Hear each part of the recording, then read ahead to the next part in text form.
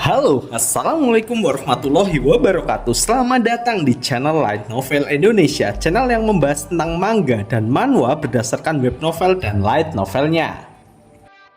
Maret lalu, trailer Solo Leveling sudah muncul di internet dan kabarnya animenya akan rilis winter 2024. Masih 1 tahun lagi. Jadi kali ini saya akan membahas manhwa dan juga web novel Solo Leveling dari awal. Buat yang lagi bersantai, silahkan rebahan dan kita mulai. Solo Leveling.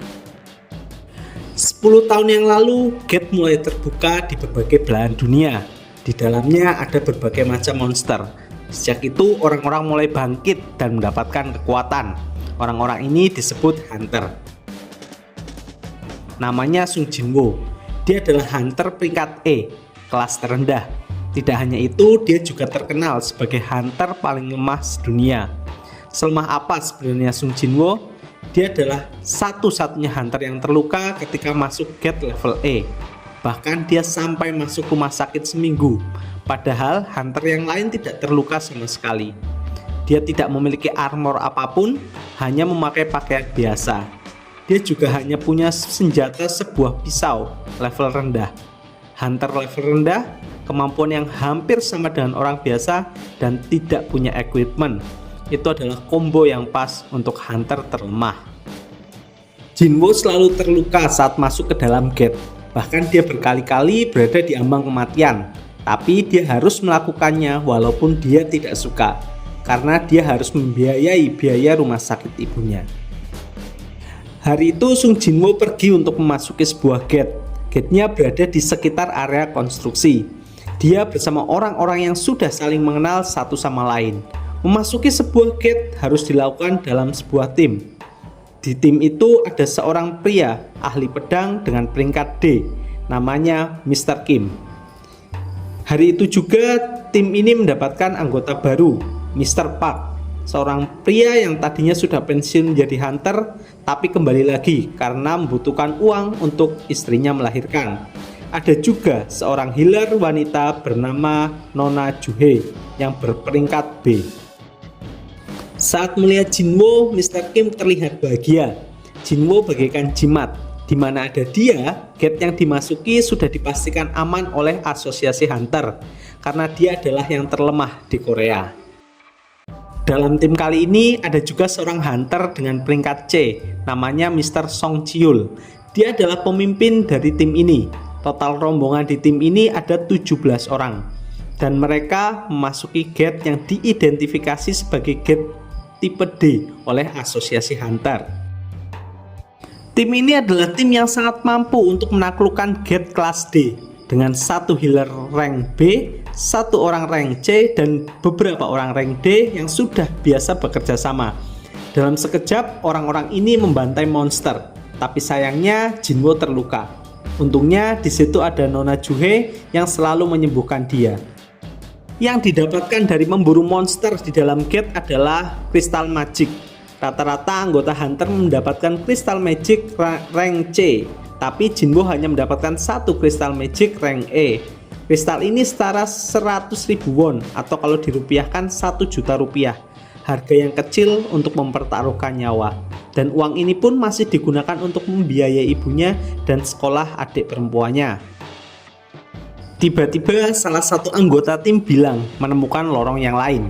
Hal seperti ini sangat jarang terjadi. Fenomena ini disebut double dungeon. Untuk menutup sebuah dungeon di dalam gate, sebuah tim harus membunuh bosnya atau membersihkan semua monster yang ada. Semua monster dibersihkan, tetapi gate belum tertutup. Mr. Song selaku ketua membuat hipotesis bahwa bos dungeon masih ada di pintu yang baru saja ditemukan. Biasanya dalam situasi seperti ini hunter harus mengabarkan ke asosiasi.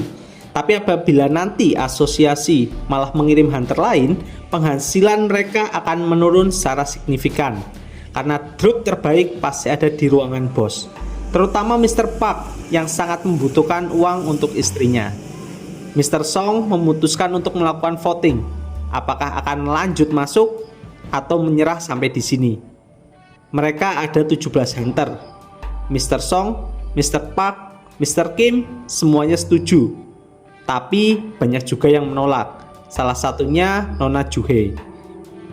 Dan hasilnya seri 8-8. Sisa Hunter Sung Jinwo yang belum memilih. Jinwo berpikir sejenak, umurnya saat ini 24 tahun, memiliki satu orang adik perempuan yang mau masuk kuliah, ibunya koma di rumah sakit, dan dia adalah tulang punggung keluarga. Dengan semua pertimbangan itu, Jinwo tetap mantap dan memutuskan untuk tetap lanjut.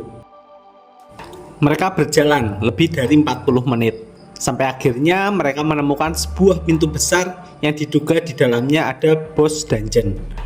Pintu itu sangat besar dan sebagai hunter setiap orang memiliki perasaan yang was-was. Tapi ada rumor yang menyebar bahwa ada guild kecil yang menemukan double dungeon dan langsung kaya dalam semalam. Mereka pun memantapkan tekad dan tidak ingin pulang dengan tangan kosong. Pintu pun dibuka. Para hunter memasuki ruangan itu. Seketika obor di ruangan itu menyala. Bagian dalamnya seperti kuil tua yang penuh dengan lumut dan banyak patung yang memegang berbagai instrumen. Satu di antaranya terlihat menonjol.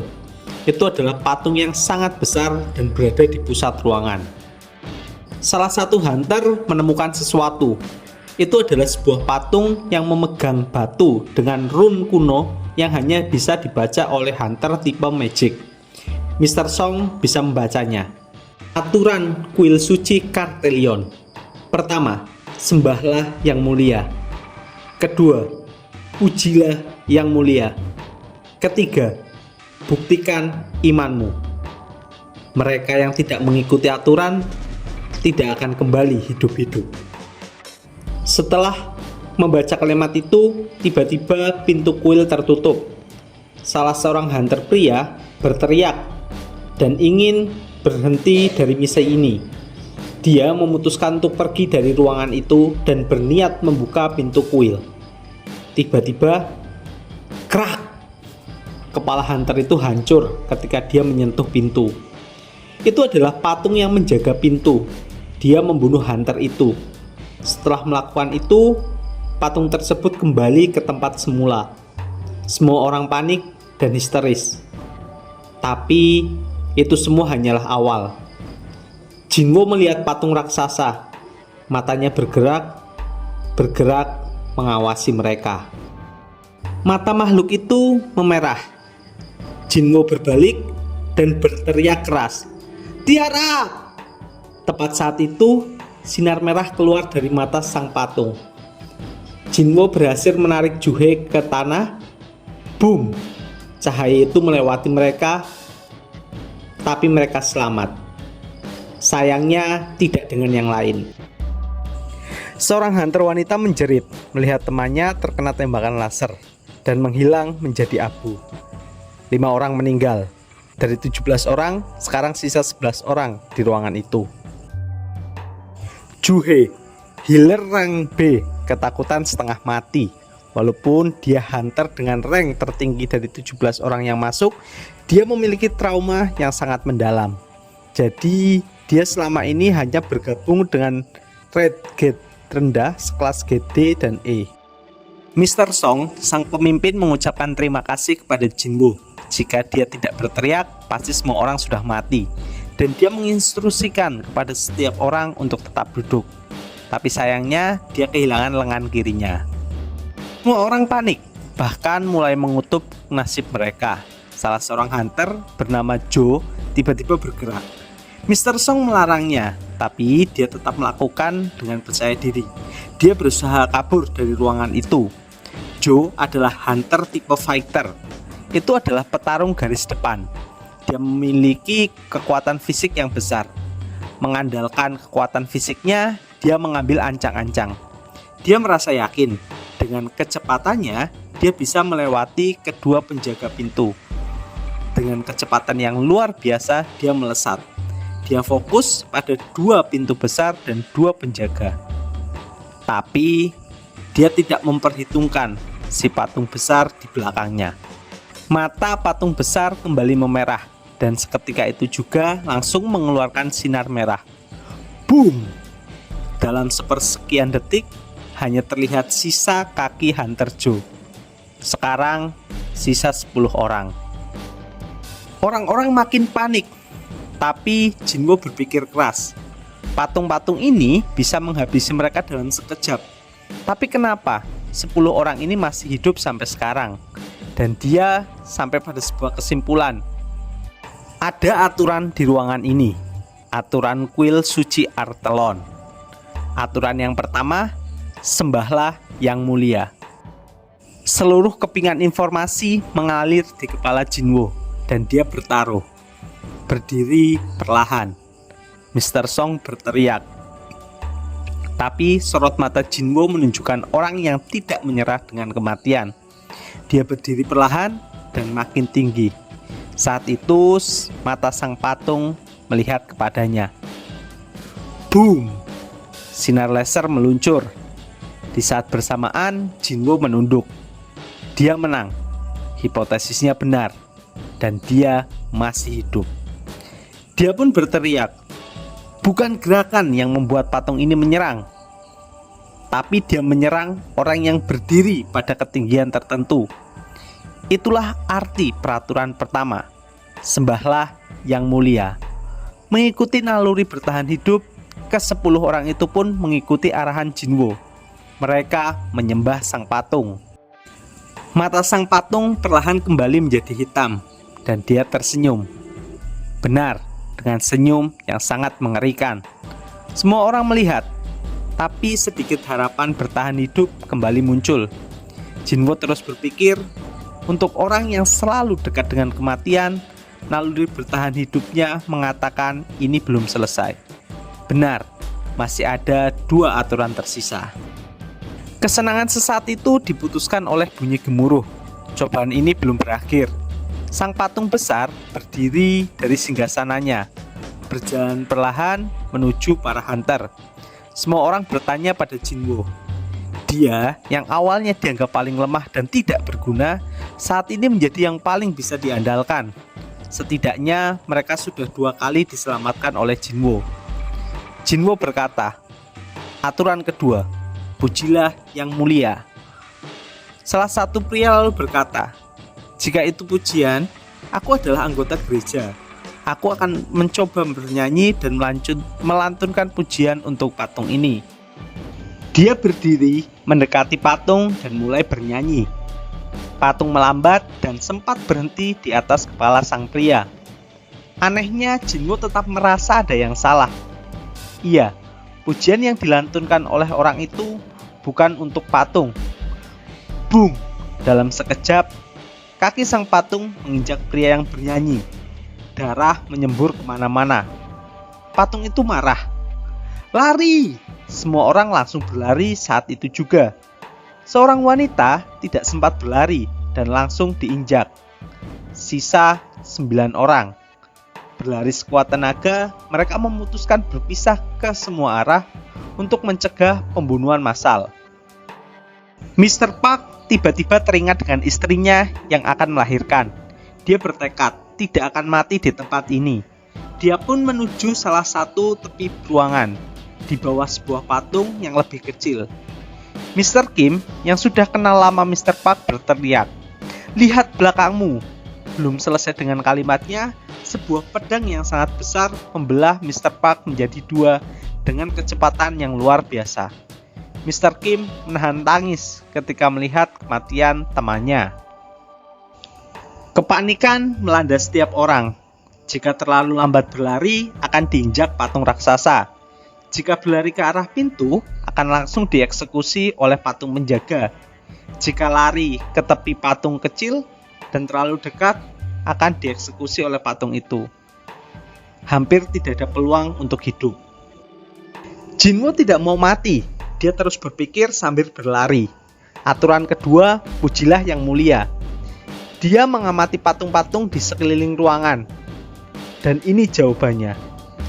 Dia menyuruh semua orang untuk lari menuju patung yang membawa instrumen. Semua orang mendengar, dan sedikit harapan kembali muncul.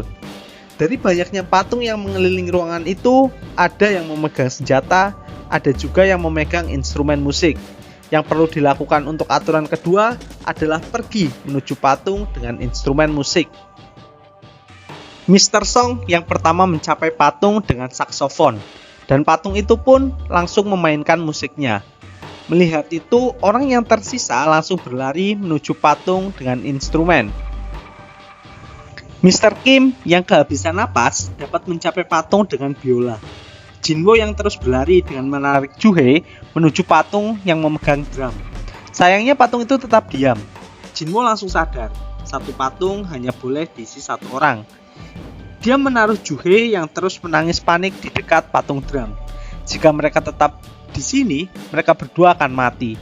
Dalam sekejap, dia berlari ke arah patung yang lain, dan patung drum mulai berbunyi. Sekarang hanya dia yang belum mendapatkan patung.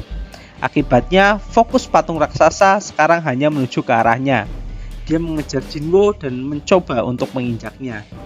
Dengan sekuat tenaga, dia meluncur menuju salah satu patung, menuju tempat aman. Sayangnya, dia salah. Mr. Song berteriak dari seberang ruangan, "Bukan yang itu!" Ternyata yang dipegang oleh patung yang didekati Jinwo bukan instrumen, melainkan sebuah perisai. Dengan kekuatan yang luar biasa, patung itu menyerang Jinwo dengan perisainya. Dia terkena serangan itu, tapi masih hidup. Dengan sisa kekuatan, dia merangkak ke arah patung yang lain. Dia merangkak menuju patung wanita. Tepat ketika patung raksasa akan menginjaknya, patung wanita bernyanyi, "Jinwo selamat untuk sementara, untuk saat ini." Patung raksasa berhenti dan berjalan ke arah singgasananya lagi. Suasananya tenang kembali. Juhye langsung berlari ke arah Jinwo. Dia menangis histeris. Tapi kenapa? Jinwo melihat ada genangan darah di bawahnya. Dia pun akhirnya sadar. Kaki kanannya putus, terkena serangan perisai. Juhye langsung mengeluarkan skill healingnya. Tapi dia hanya healer rank B. Tidak akan bisa meregenerasi anggota tubuh yang terpotong. Setidaknya harus healer rank A atau rank S. Juhye tetap berusaha mengeluarkan semua tenaganya sampai dia muntah darah. Tapi semuanya sia-sia. Dari 17 orang yang masuk ke dalam gate, saat ini hanya sisa 6 orang. Dan 2 orang juga terluka. Jinwo kehilangan kaki kanan, dan sang pemimpin, Mr. Song, kehilangan tangan kiri. Gemuruh datang lagi. Masih ada satu aturan terakhir. Buktikan imanmu.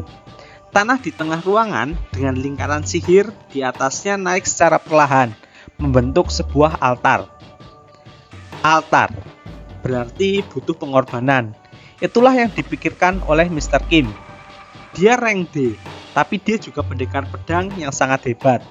Dia menarik pedangnya. Dia sangat marah pada Mr. Song sebagai pemimpin. Dia menganggap semua ini adalah salahnya. Dia harus bertanggung jawab atas kematian 11 orang lainnya. Bahkan sahabat Mr. Park juga mati di sini. Jinwo mencoba membela, tapi Mr. Song memberi isyarat untuk tetap diam. Dia merasa perkataan Mr. Kim benar, dan dia memutuskan untuk bertanggung jawab. Dia siap mati untuk menyelesaikan aturan yang ketiga. Mr. Song berjalan ke arah altar. Setelah dia sampai, sebuah api keluar di sebelah altar. Setelahnya, tidak ada yang terjadi. Jinwo berpikir, apakah berarti patung ini tidak butuh pengorbanan?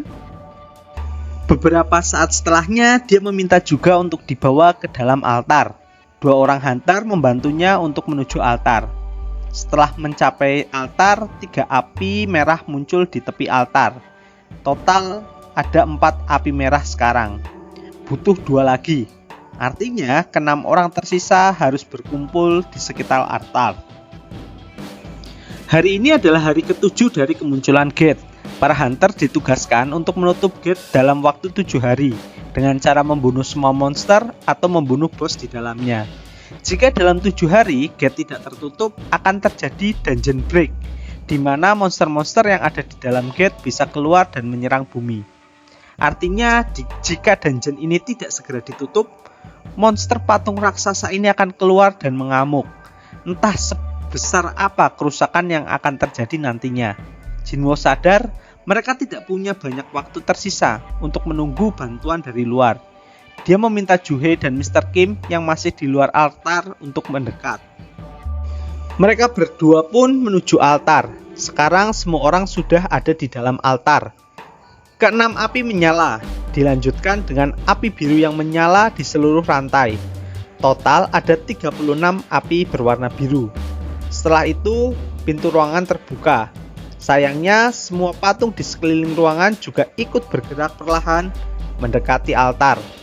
Semua orang melihat Jinwo. Mereka berharap pada hunter terlemah itu. Napas para hunter mulai bertambah cepat. Saat berpikir, ada 3 api biru yang menghilang. Itu adalah api penanda waktu. Akan hilang setiap 1 menit. Artinya ke-6 orang ini punya waktu setengah jam. Jinwo memejamkan mata. Tapi tiba-tiba patung di depannya bergerak maju. Sedangkan yang lain tetap diam. Itu dia. Jinwo langsung memberikan perintah. Semua orang harus tetap menatap patung agar patung-patung itu tetap diam di tempatnya sampai semua api biru padam. Sayangnya saat ini semua orang sudah di ambang batas kewarasannya. Seorang hunter wanita di samping Jinwo tiba-tiba berteriak. Dia memutuskan untuk lari ke pintu. 1 api merah menghilang. Semua menoleh. Jinwo berteriak, "Jangan!" Tapi si wanita tidak peduli.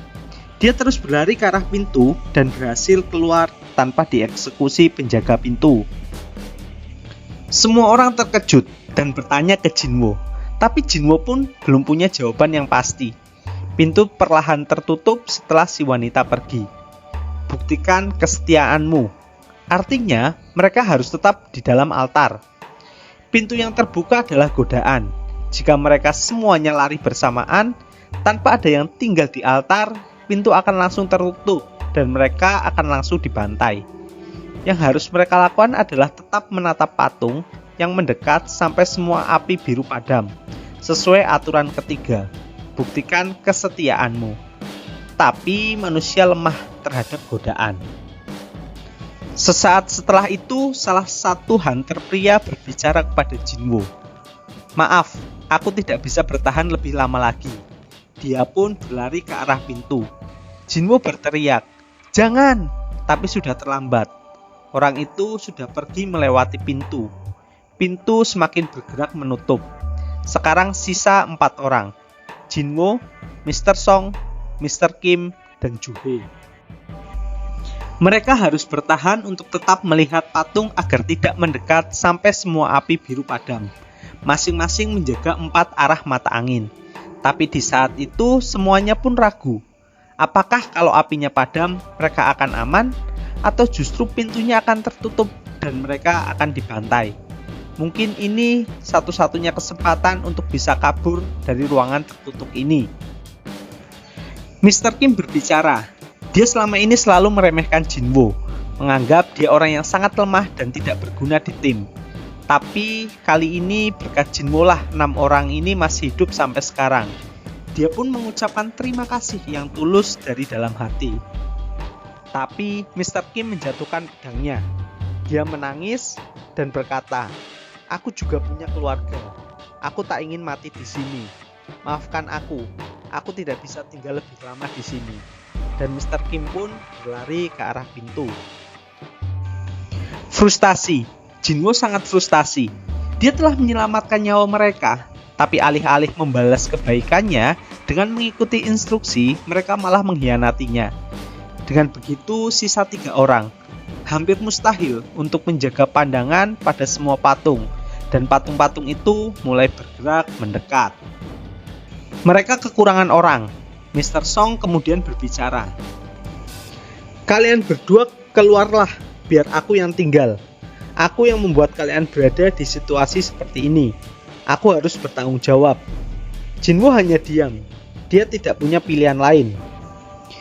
Juhe akan membantunya keluar lewat pintu, dan Mr. Song akan bertahan sendirian di altar. Sayangnya, hal tidak terduga terjadi. Juhe tidak bisa berjalan. Dia kehabisan mana karena mencoba mengobati kaki Jinwo. Melihat itu, Jinwo memantapkan hati. "Mr. Song, biar aku saja yang bertahan di sini." Bawa Juhe keluar. Kakiku putus. Aku tidak bisa membawanya. Juhe histeris tidak setuju.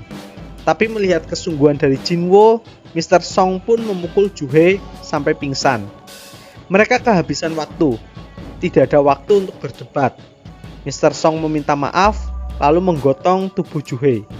Dia berjalan menuju pintu, meninggalkan Jinwo sendirian, tapi ini adalah keputusannya. Sekarang Jinwo sendirian. Dia mengambil pedang Mr. Kim yang tadi ditinggalkan. Dia pun berpikir, setidaknya hanya dia yang mati. Tapi sebelum dia mati, dia bertekad. Paling tidak, dia akan membawa satu patung untuk mati bersamanya. Patung-patung ini menyerang Jinwo secara membabi buta. Menusuk berbagai bagian tubuhnya, darah berceceran kemana-mana. Tapi Jinwo tidak ingin mati. Dia harus hidup. Demi ibunya, demi adiknya, dia berpikir, jika seandainya punya satu kesempatan lagi, satu kali lagi. Seperti melihat video game yang di-pause, ada sebuah kotak yang muncul di depannya. Kotak itu berisi notifikasi. Kamu telah berhasil menyelesaikan seluruh persyaratan yang dibutuhkan dari misi rahasia, keberanian pecundang. Kamu berhak mendapatkan kesempatan untuk menjadi seorang player. Apakah kamu terima? Apa yang terjadi? Selanjutnya, notifikasi muncul lagi. Jika kamu menolak, jantungmu akan berhenti tepat 0,02 detik kemudian. Apakah kamu terima? Jika Jinwo menolaknya, dia akan mati. Jinwo menolak untuk pasrah. Dia pun menjawab, tentu saja iya. Dia tidak mengucapkan kalimat itu, hanya memikirkan di dalam kepalanya. Kotak lain muncul. Selamat datang, player. Flash. Cahaya menyilaukan muncul. Jinwo kehilangan kesadarannya. Halo teman-teman, part pertama sudah selesai. Jika kalian suka, bisa bantu like dan subscribe ya, biar makin semangat buat konten selanjutnya. Sampai jumpa di part kedua. Wassalamualaikum warahmatullahi wabarakatuh.